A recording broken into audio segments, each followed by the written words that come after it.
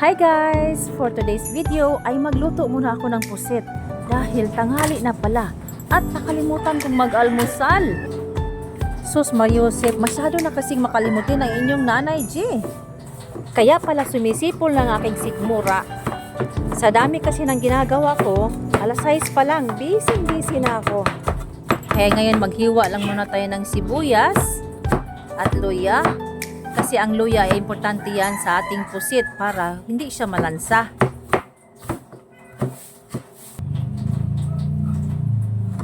Tapos itong nag-iisang kalamansi ay ipiga natin para pampawala din ng lansa.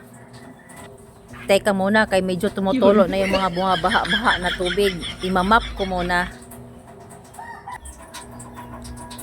Ngayon, mag-umpisa na tayong mag-isa. Maglagay lang muna tayo ng oil sa ating kawali at isunod natin ang ating sibuyas at saka yung ating bawang. Ukay-ukayin lang. Then, ang ating luya.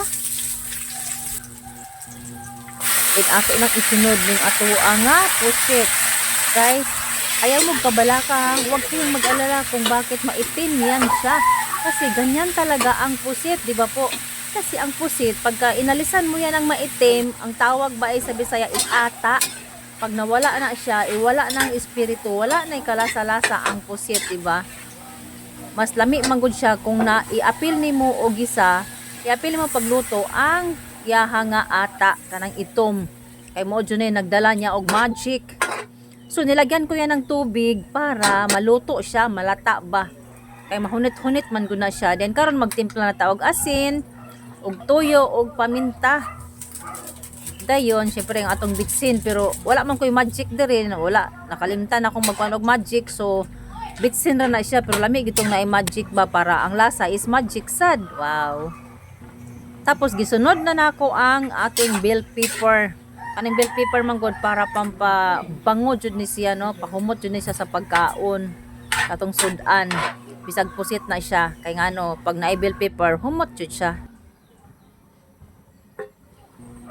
So karon ready to haon-haon na ni siya guys, no? Kay mukaon na jud ko, kay perting tutuman na jud kayo ang inyong nanay G.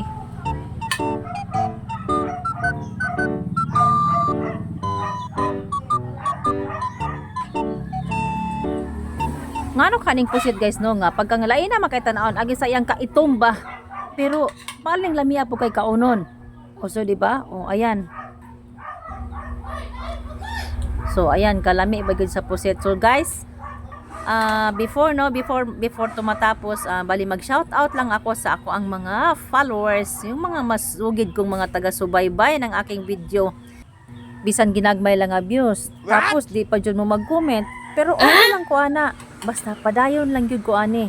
Malay ko, no? Mapansin di ay ko ni Algo. Wow. Kay kanang hing enter, padayon lang.